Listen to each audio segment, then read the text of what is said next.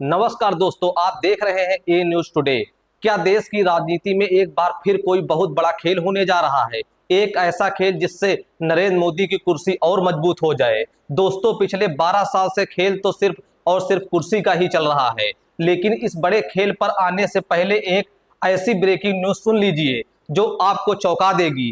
कल तक जो नेता किंग मेकर बने घूम रहे थे, जिनकी बैसाखियों के दम पर सरकार चलने का दावा हो रहा था, जी हाँ, हम बात कर रहे हैं चंद्रबाबू नायडू की। खबर आ रही है कि अब नायडू बाबू जब दिल्ली फोन करते हैं तो मोदी जी फोन नहीं उठाते हैं, मिलने का टाइम तक भी नहीं मिल रहा है। आज नायडू बाबू का हाल घर की मुर्गी दाल बराबर जैसा हो चुका है और शायद इसलिए वो आजकल बाबा रामदेव के साथ योगासन करने को मजबूर हैं। लेकिन दोस्तों, राजनीति में बिना मतलब के ना तो नरेंद्र मोदी एक कदम आगे बढ़ाते हैं और ना ही अमित शाह, तो फिर नायडू को साइड लाइन करके मोदी शाह का फोकस किस पर है? नया डोरा किस पर डाला जा रहा है? दोस्तों, नया फोकस है मिस्टर एमके स्टालिन पर। वही स्टालिन जो कांग्रेस से रूठकर इंडिया अलायंस से बाहर हो गए हैं। आज की तारीख में वो ना इंडिया में है ना एनडीए में है, लेकिन उनके पास लोकसभा में सांसदों की संख्या थोक के भाव में है। चंद्रबाबू नायडू के पास 16 सांसद हैं, तो स्टालिन डीएमके के पास पूरे 22 सांसद हैं। और जिसके पास ज्यादा संख्या हो तो फिर मोदी जी का झुकाव उसी की तरफ रहेगा। अब आप सोच रहे होंगे कि इस पॉलिटिकल रोमांस के पीछे का राज क्या है।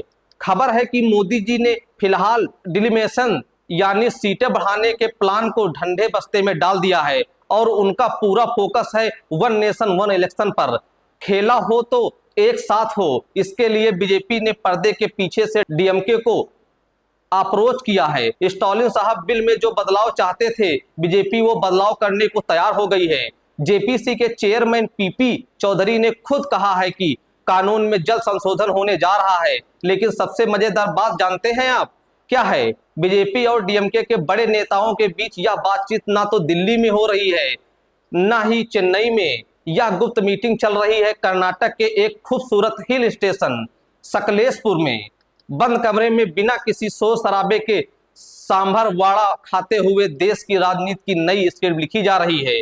अब सवाल यह उठता है कि कट्टर विरोधी दिखने वाले स्टालिन को मोदी के साथ इस सीक्रेट डील से क्या फायदा होगा? दोस्तों, कभी कभी फायदा नहीं, मजबूरियां देखी जाती हैं। आजकल चुनाव इतने महंगे हो चुके हैं कि बिना केंद्र के सपोर्ट के सरकार चलाना मुश्किल है, और अगर कोई गड़बड़ हुई तो ऊपर से ईडी, सीबीआई और इनकम टैक्स की तलवार लटकी हुई है।